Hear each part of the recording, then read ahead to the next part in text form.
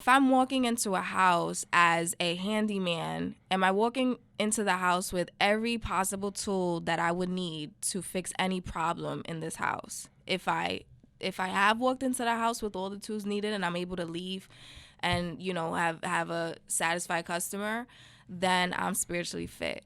It's when I walk into a room and temptation is like waved in front of me and I fall into it, I probably didn't walk into that room spiritually fit because I just let whatever attack was on me kind of like sway me or move me or get me off of like my foundation.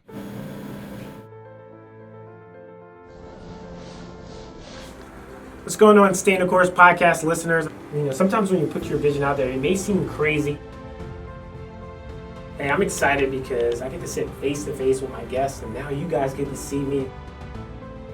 I know we have some incredible interviews and guests that you don't want to miss out on.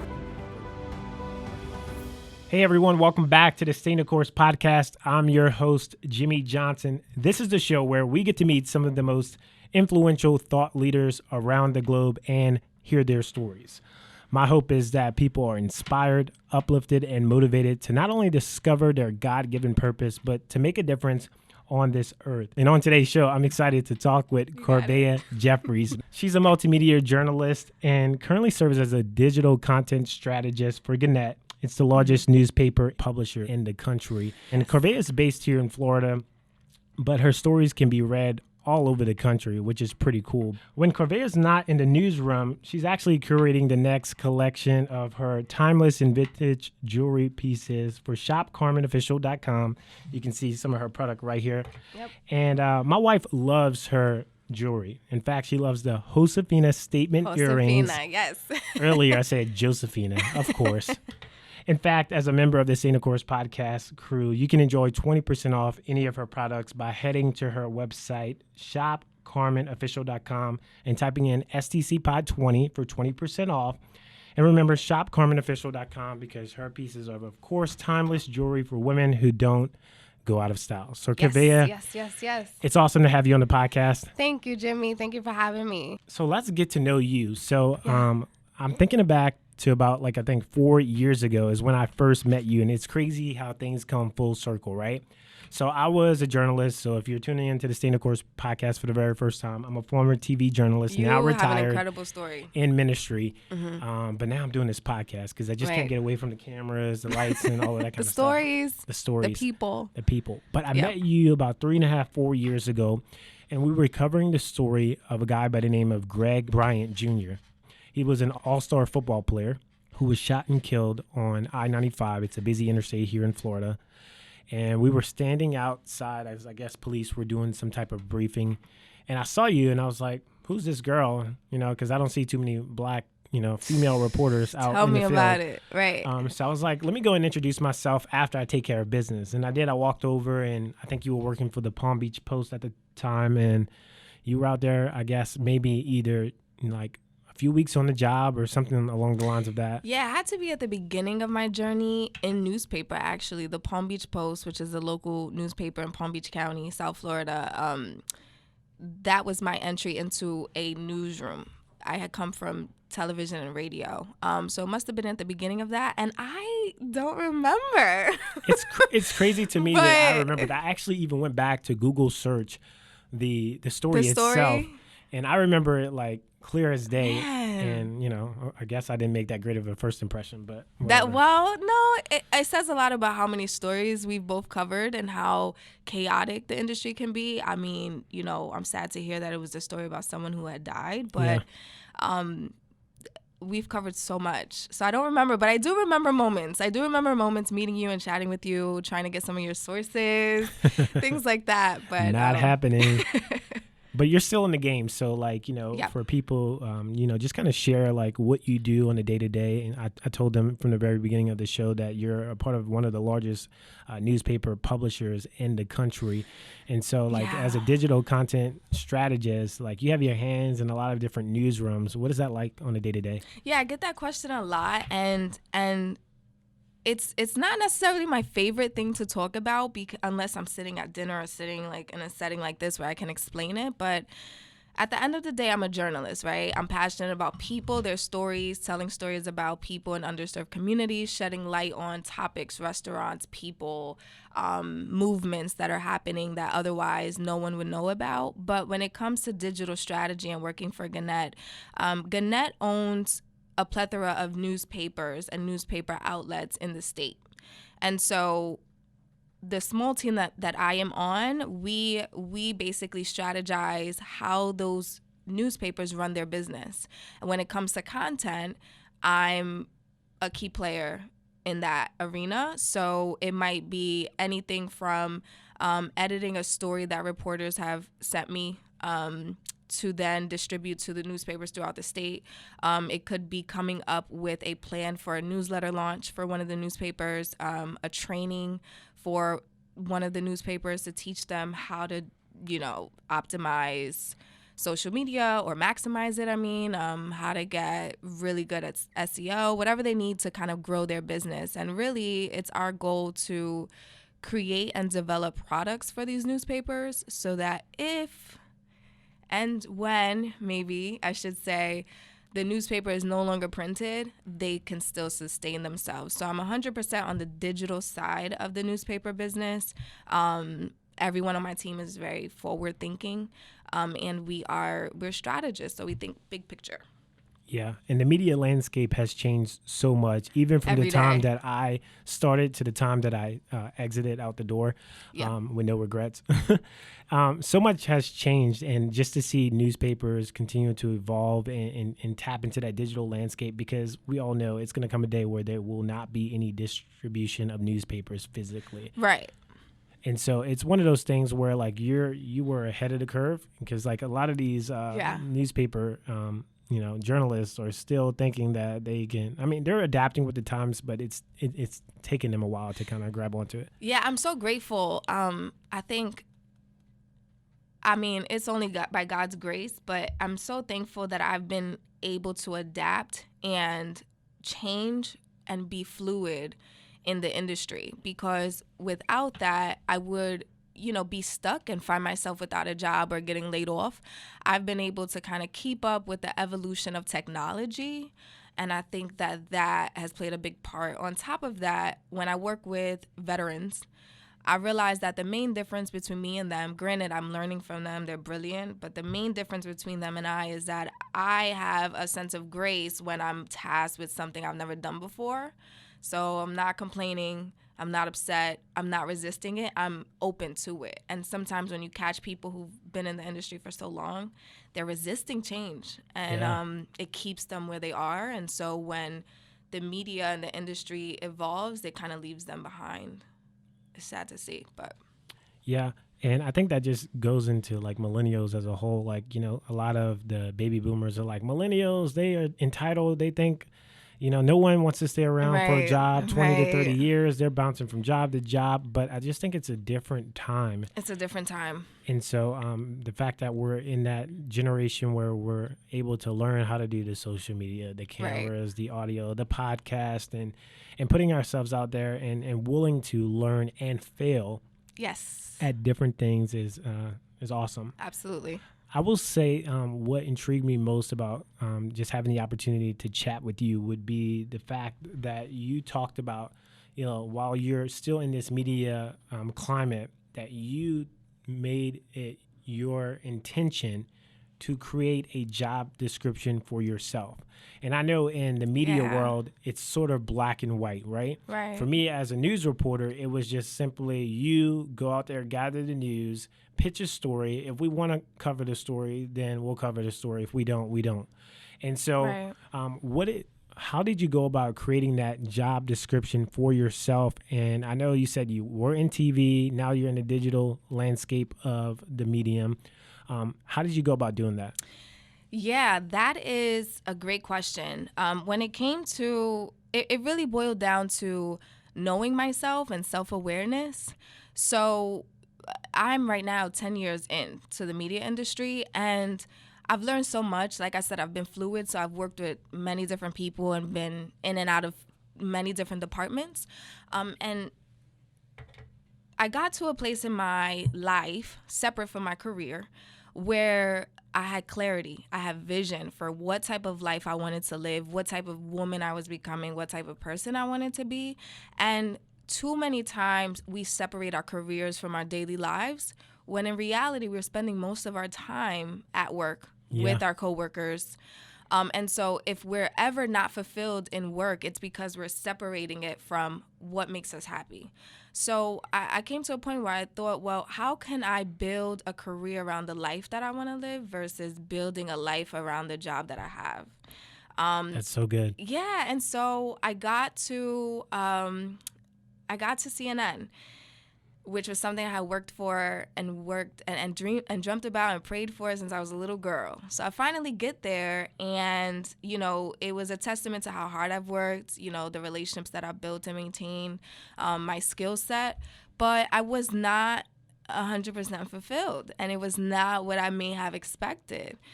And it was because I was trying to fit myself into a role or a box that I just did not fit in. And so instead of pushing through that and just saying, well, it's CNN, it's my new job, I'm gonna tough it out, I sat down with myself. And when I say sat down with myself, I'm talking about like I lit incense, I prayed, I'm in my apartment, I set up my whole environment, and I wrote down questions. I wrote down in this role that I'm going to be in and where I'm going to spend most of my time and make a living, who am I having lunch with on Mondays? What does Wednesday look like? How am I wrapping up my week? Who am I answering to? Who's answering to me? What kind of conversations am I having in what rooms? And when I wrote all those answers down, I then literally wrote out a job title, an objective for this particular role, the requirements of someone in this position, what the daily activities would be for someone in this position, and that was kind of like my mood board for what type of job I wanted. It just so happened that when I started looking for other roles and looking for work, there was an opening, and in that opening, that job description overlapped. Some of the key points in that job description overlapped with my description. So I sat down with my now manager and said, hey, this is the vision I have for my future. And because she's a great manager and because she wants the best of the best on her team, she met me in the middle. And so a lot of what I dreamt up became my reality.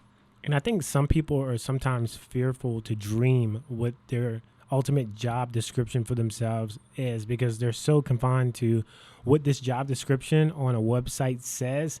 And, Right. I think you're setting yourself for a low bar, Right. where you can like do what you did. Like, I wish I would have done what you did, because sometimes we just get pigeonholed into, okay, well, this is what the job description is, but I really don't like 75% of the job, but I like the other 25. Right. Like, or you might just like the perks. But here's the thing. You have to, it's a self thing. It's not even a career thing. It's a self thing. You have to be really aware of who you are and really try to move in the direction of what makes you happy and what fulfills you in every area of your life, your relationships, your career, the way you eat, the way you look, everything. And when you get that self-awareness, then you have to delete or like get rid of everything and every person and every environment, every feeling that's telling you cannot do something. And working in the news industry, I have to be honest, you get told no a lot. As a reporter, I got told no so many times. When I was pitching a story, when I had these wild ideas, it was kind of like, no, traditionally that's not what we do.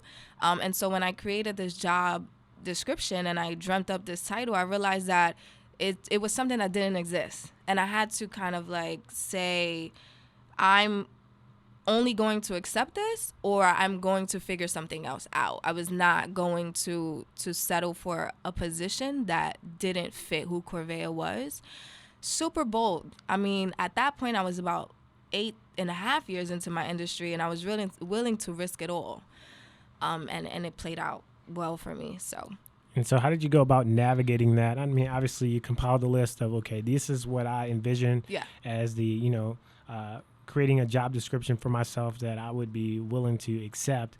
and then there's the job description that they're looking for. So how do you walk into an employer and say, hey, this is what I want to do with my life, and can you guys fit me in? Right, man, you need, when I mentor women, I say this all the time, you need confidence, number one, but you have to believe in your skills and your efforts. And if you don't believe in your skills, it says that you're not working hard enough to develop them. But if you put in time and sweat, into developing your skills and recognizing what your purpose is and kind of discovering what your God-given gifts are, then when you go into an interview or you're in front of an employer, you're more so interviewing them to see if they're a good fit for you and where you're headed in your life versus can I just am I good enough to have this job? It's like, are they good enough to house you, to pay you, to take your ideas, take the credit for your ideas. And I know a lot of people say millennials feel entitled and they are, I don't know, they're they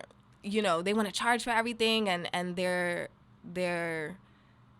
see their value as, they kind of like magnify their value. But when you work as hard as I do, I think that you are allowed to walk into an interview and say exactly what you want. And let somebody tell you no, and then come up with, a place where you can meet in the middle, just as if you're buying a car. If you can negotiate on a deal or something that you're purchasing, you should definitely be negotiating when it comes to where you're spending Monday through Friday, 9 to 5, 9 to 7. For us, it was like 10-hour days sometimes. So that's just my take on it. And I really encourage and empower everyone to sit down and like take the time to execute an activity that takes you outside of yourself and kind of looks at your life from like an aerial perspective to say, okay, this is where I am now. This is where I want to be. How do I get there? Yeah. And I think, if you don't value yourself, then how will anyone else value you, right? Absolutely. So, people are attracted to value. And if you, don't exude that value, then they're like, well, if they don't value themselves, then I'll just give them what I can pay them and I'll tell them what I can tell them. And if they accept it, they accept it. And if not, but when you walk in a room and you command a presence and you like say, hey, I'm interviewing you because like, yeah, I can take this job, but I don't have to take this job, Right. Not in an arrogant way, but in a I can serve you and I'm going to show you how I can serve you and bring value to your company or bring value to your life. And you can decide what you're going to do with that.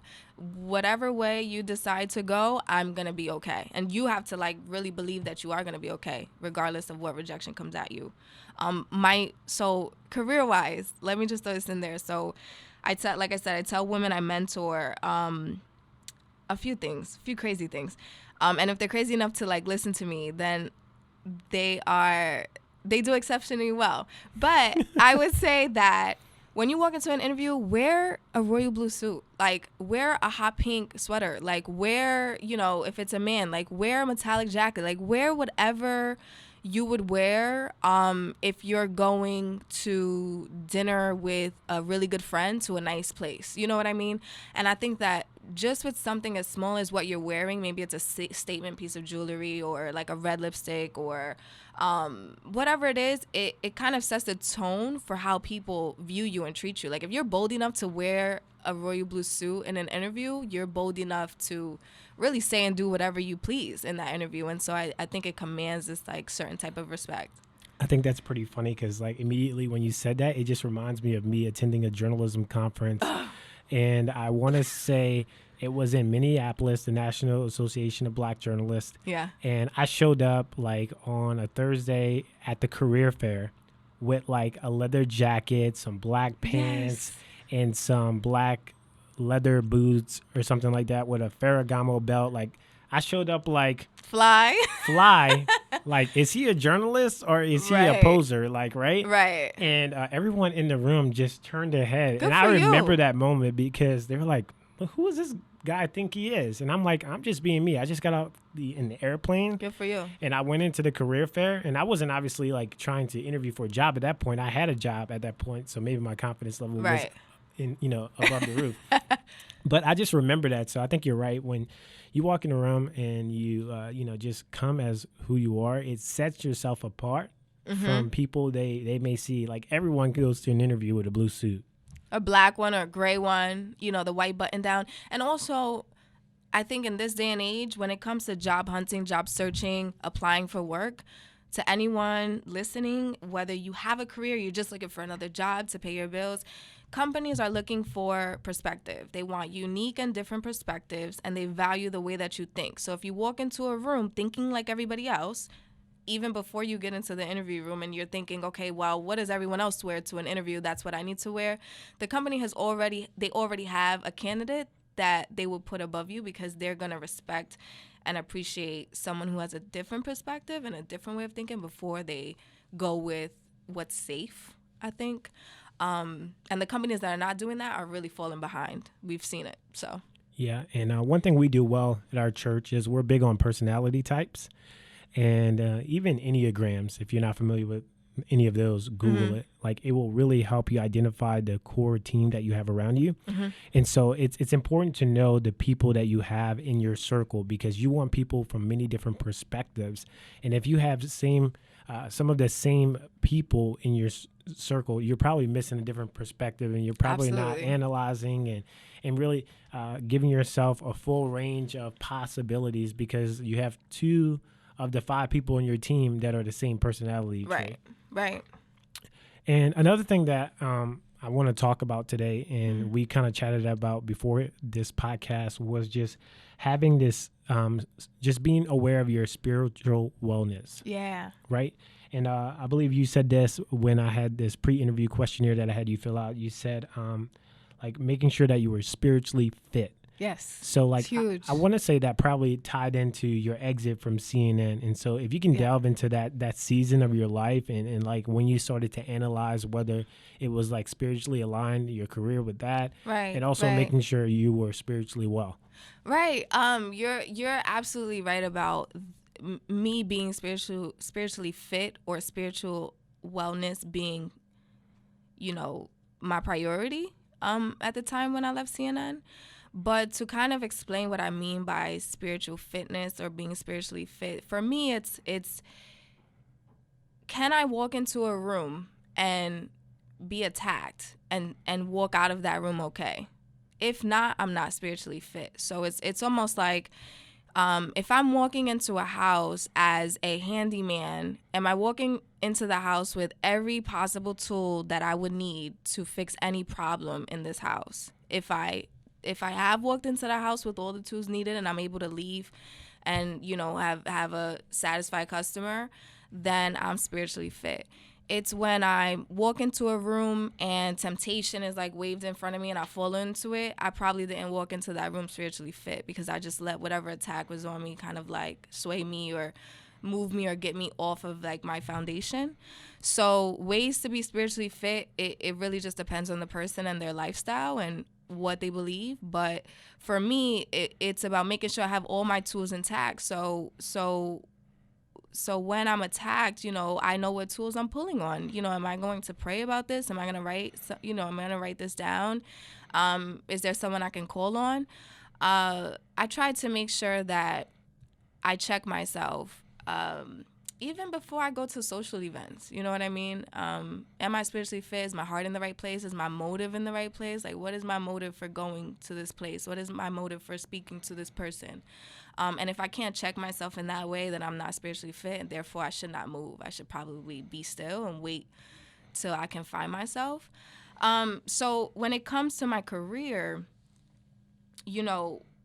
I would walk into CNN. Granted, I've been so grateful for that opportunity. I learned so much in the months that I was at CNN. And I just want to give some context. We're not bashing CNN by any means. No, we're not. It's a great place to work. I know several friends who work at CNN are doing incredibly well. Right. So I was and I am still so grateful for the opportunities that I got there. But I was at a place in my life where I was not going to accept and allow anything to disrupt my peace and my relationship with God. So good. When I walked into CNN, on some days I felt disrupted. My spirit wasn't in the right place. This is separate from the personality, separate from people. I'm talking about the environment and the work culture. And if you're a career person or you work in general in this country, you know what work culture is and how important of a role it plays to your happiness, you know? Absolutely. You spend 90% of your time there. Yes. So based on the work culture that I was experiencing, my spirit was disrupted. I wasn't spiritually okay. And I started getting away from my foundation. And my foundation, when I moved to Atlanta to take that role, was yes, I'm working at CNN, big name, everything I worked for my whole life. But when I walk into the CNN building, I'm working for God.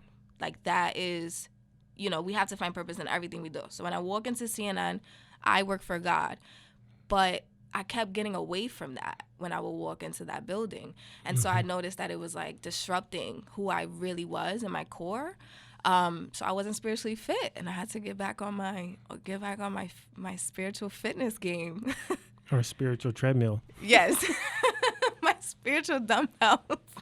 Pick them back up. Yeah.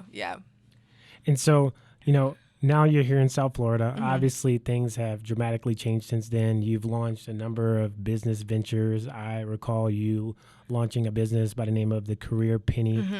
Talk a little bit about what that initiative or that business model was and what you did with it. And I know, obviously, we'll talk about Carmen in just a second, but I know there were some things that you took away from that, you know, building that business, and now it's now defunct. But, you know, it was a stretch where you were doing well, and then what happened? Right. So the Career Penny was a consulting firm, I think I'd call it, for women in media and journalism who needed help navigating their journey. Not just women who look like me and sound like me, but women who look like me and sound like me, you know, women who could relate to the struggles that I've experienced in corporate America. You know, is my hair too curly? Am I not dressed right? Is my accent going to overpower my intelligence in this meeting? You know, I'm young and I only have 3 years of experience. Can I really apply for this role? Things like that. And, you know, the media industry can be such a boys' club.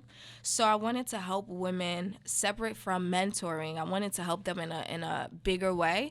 And so that's what I did for a year with the Career Penny. I've decided to press pause on the Career Penny to focus more on groups of people versus individuals.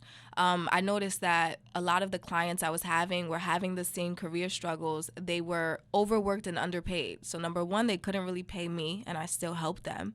And two, because they were overworked, they almost never had the time or made the time to figure out who they were. And so it's difficult for a coach or a mentor to help you if you don't have an idea of who you are and what direction you want your life to go. So I saw a lot of women who just prioritize their work in the industry so much that they lost sight of who they were. And so then it became like life coaching. So I wanted to press pause on that and figure out how, and I'm still figuring this out, figure out how can I help more women in the industry in a bigger way, achieve their goals, and like I mentioned earlier, build careers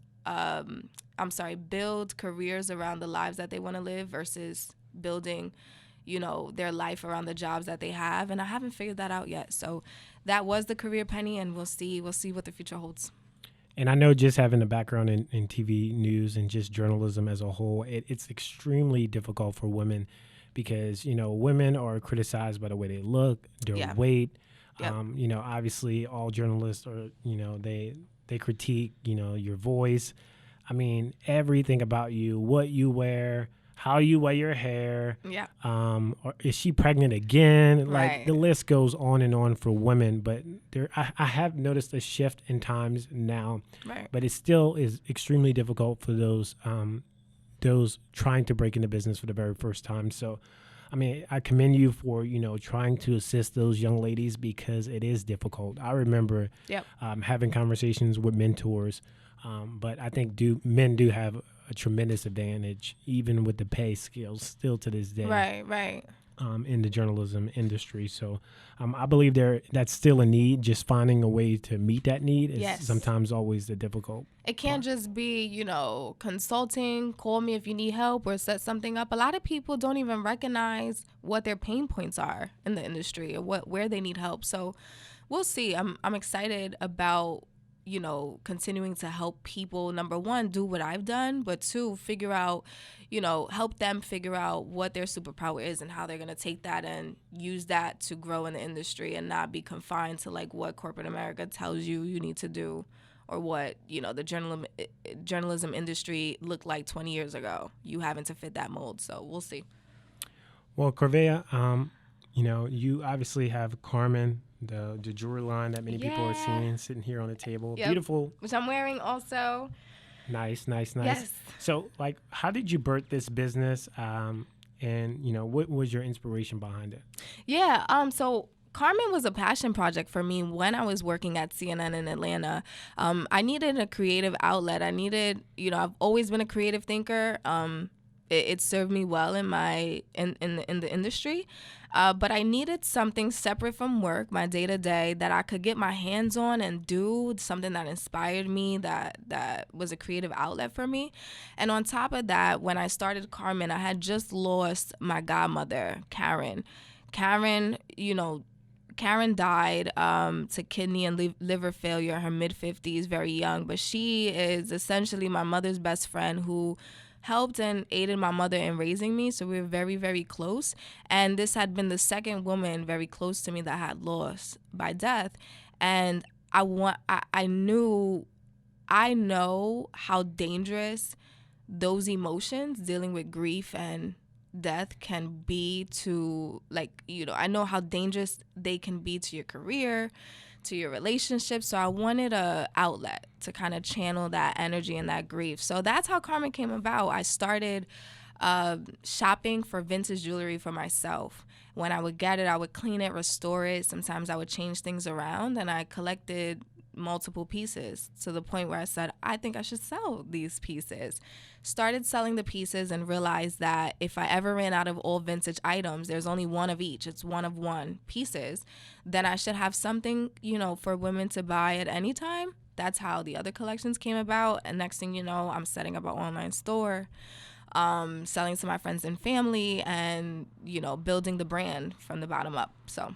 And I'm sure it's been a rewarding ride because a lot of business that start from passion projects, I think, tend to be more successful because it's not about the ROI from the very beginning. It's about fulfillment. Right. And when you're fulfilled in doing something, you become more passionate about it, and you invest more energy into it and more time and even your finances. Because, like, for me, this podcast, it was a passion project. Yes. Like, from the beginning, it was not about money. Like, by no means, I'm probably like thousands in a hole right now, just to broadcast this to people, to inspire, uplift, and motivate. Right. And that's okay with me because I believe at some point, that will come back to me, because I believe a seed sown never leaves your life, It right? absolutely will. And so I think, what you're doing, is awesome. One, honoring your grandmother and then your mom's best friend. Mm-hmm. And then also empowering women as well along their journey. Yeah.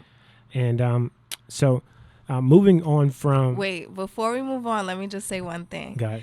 So I have to say this. She's now running the show, guys. I have to say this because I know women are listening, and I think this is so important for women. I mean, women hit me up all the time about, man, you're such a good hustler. I have side hustles. I watch you. I'm motivated by you. Keep going. Here's the thing. Carmen, this jewelry, collection for me is fun. And it will remain that way. When it's no longer fun, I am no longer doing what I'm supposed to be doing. Of course, it takes hard work, late nights, money in the hole, or debt. But it's fun for me. And I think you asked me earlier, what might I have done differently? And the only thing I would have done differently in starting Carmen is I would have had that mindset early on. This is something that is fun. It can be lucrative, and I'm going to move forward with that. It's not about hustling. It's not about, being a business owner. It's about finding something I love to do that's fun for me. And then it's only intelligence that tells you turn it into a business. That is like separate from it. And it has meaning. So anyone who's out there who wants to start a side hustle, who wants to make extra money, who wants to do something extra, make sure that it's meaningful and it's something that you actually enjoy doing. Because if not, I could not come home after a 9-hour day and sell jewelry if it wasn't meaningful and it wasn't fun for me. It wouldn't work. So just wanted to throw that out there. Kudos to you. Thank you for letting me do that. Yeah. So back to me, running my show. All right, Jimmie. Anyway, back to you. So obviously this is called the Stay in the Course podcast. And so every guest, I always ask them, what, keeps you staying the course? Like, Yes. You've had this journey, in media where you've gone from CNN to local newspapers and helping them, and then Carmen, and then the Career Penny. But like throughout that, you obviously have trials and triumphs along the way. So what keeps you staying the course? Yikes. It's my faith. To me, faith is I have a 10-year-old sister, and when she asked me what faith was, I choked up a little bit. And the answer that I gave her, I'm choking up right now thinking about that conversation, but the answer that I gave her was, when you sit down on a chair, you don't think about the legs falling apart and the chair collapsing to the ground. You sit on the chair trusting that the chair is going to hold you up. And so that's what my relationship with God is like, and that's what my faith is like, and that's what I try to keep it as, where no matter what I do, and I'm going to do a lot because I'm a creative thinker, I'm a creative spirit, I'm a free spirit, I'm a woman from Hoboken, New Jersey. I was born to a Latin... Where's that? North Jersey. I was born to a Latin mom and Black father. There are so many different levels and layers to me that... every day I'm going to be exploring who I am, which means I'm going to try many things and fail at them. And the number one way to deal with failure is to have faith. And so my faith keeps me staying the course. And I believe for me, staying the course in my life means when I fall down or when I fail at something or when I try something and it's not working, or when I change, when I have an interest in one thing and then 2 years later I find that I'm not interested anymore, I honor that. And I let go of all fear of what's going to happen next. And I just kind of have faith in, what's already written. So that is my answer to that. And I know just from conversation between me and you that you're one of 11 kids, I think. And so, and where are you at on that age? Number 3. So you're number 3. Yeah. So you have a lot of younger. I have 2 older brothers who I grew up with primarily when my parents were in, I guess, that phase of their lives. But both of my... Long time, though. Yeah, both of my parents have remarried, had other children. And so I have a lot of younger siblings. I think it's 11. You can't even quote me on that because I'm not even 100% sure, but I've counted, and I think we're at 11 right now. When it comes to that, it definitely plays a part in what decisions I make in my career, my life, my personal life, my relationships. Because I recognize if I influence no one, if I have one follower on Instagram and it is my mom, I know that I influence my brothers and my sisters. And so I want to be super intentional about that influence. And I say that because my older brothers have influenced me. They still do to this day, in many ways. And so I don't think that they were intentional about their influence. I think they were just being themselves. I think as they have grown older, they become more intentional about, what example they're setting. But when we were just growing up being kids, they didn't know how much of an influence they had on me. So because of that experience, I know that I have an influence on the babies. And I just want to, number one, be a great example for them. And number 2, I want them to see me, and when they're around me and they speak to me, like they spend weekends with me sometimes, or I go and visit them, I want them to see me and experience me and think I got options. Corvaya's in journalism. She also makes jewelry. She dresses really well. She has a huge closet. She loves X, Y, and Z. She likes cookies sometimes. She has a shopping problem. Maybe. But when they see me, they see options. There's no right or wrong way. As long as you do whatever you do, with integrity, honor, respect, then you're already successful. And I do think this far ahead. I do think that one day when I'm not here, that my brothers and sisters will still be or hopefully still, be inspired by the work that I have done before, or when I was alive. So we'll see how that goes also. But shout out to all the babies. I love them so much. Oh, that's cute. Yeah. Well, hey, Corvaya, this part of the podcast is the rapid fire round. I'm going to ask you 5 questions, right? All right, let's go. It's going to be quick responses. Normally, that's not the case, but I'm going to hopefully hold you down to that. Okay. All right, the first question is essential oils or candles? Stop playing. Essential oils. I'm allergic to soy. Oh, okay. Vinyls, or would you rather have a VHS tape? Oh, vinyls. I collect records. I just need a vinyl player. Yeah. What I think else? that's important. You can't collect records. How do you even know if they play if you don't have One day I will get a vinyl player and just try them all. I just bought a Diana Ross one. Cool. I just had like this rare Beatles one that I found at the Green Market the other day. So You bought it? I didn't. Oh. Because when I was like researching it, it wasn't worth that much money, and I'm only in it for the business. So Okay. I got it. The flip. You're in it for the flip. For the flip. Sounds like Gary.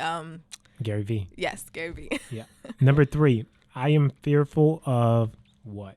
I am fearful of mediocrity. That's good. Yeah. My nervous habit is what? My nervous habit is shaking my legs. I'm doing it right now. You- I shake my ankles. I think it's a Latin thing. I don't know. All the Puerto Rican women I know do that when they're sitting down. They like shake their legs. Okay. I didn't know you Yeah. can shake your ankles without shaking your foot. Is that possible? Is it? I guess it starts at the foot, goes to the ankle. Can we get the floor cam? Shake the leg. Get the floor cam. Anyway, well, Corvaya, it was incredible having you on Thanks, the Jimmie. podcast. Hey, can you do me a favor? Like, Yes. let our listeners and viewers, because we're on camera now. Hey, everyone. Hey. Let them know how they can stay connected with you on social and your website. Plug away. Yeah, follow me on social media. I am at Corvaya on everything, I think. Thanks, Mom, for that name. So at Corvaya. And if you go to my Instagram or my Twitter or my Facebook, you'll see the links to all of my websites. And feel free to reach out to me at any time. I love music. I love food. I love fashion. I'm willing to talk about anything. So Awesome. Well, if you enjoyed today's episode, please do me a favor and subscribe, rate, review, and always leave comments on YouTube, because now we have video. YouTube. Right? It will mean so much to me, because like the only way for this podcast to grow and for us to reach more people, we need people to leave those reviews, those comments, and let people know what's up. So And share it. Share it. Yeah. Corvaya will be sharing on her pages as well. So, I hey, will. thank you guys for tuning in to the Stay in the Course podcast. We'll see you next week. Awesome.